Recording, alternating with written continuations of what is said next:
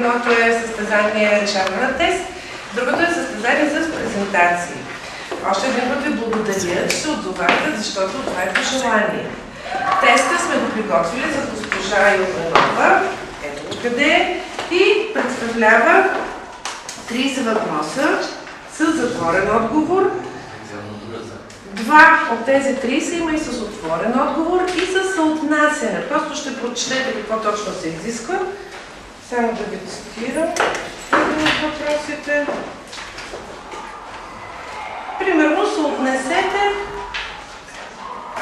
тестовете, започвате да решавате и успех на всички ви желая. За 40 минути, които вече станаха по-малко. Ако имате въпроси, можете да ни попитате. Да.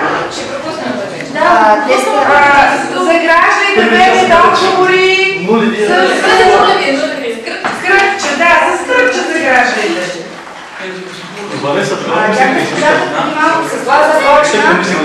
Аз искам само да добавя, че предишния час, в петия час, ние гледахме вашите презентации и така искам, не случайно го казвам, а го казвам, защото състезателите сега по география има и лансирали се вече от презентации. И ги поздравявам.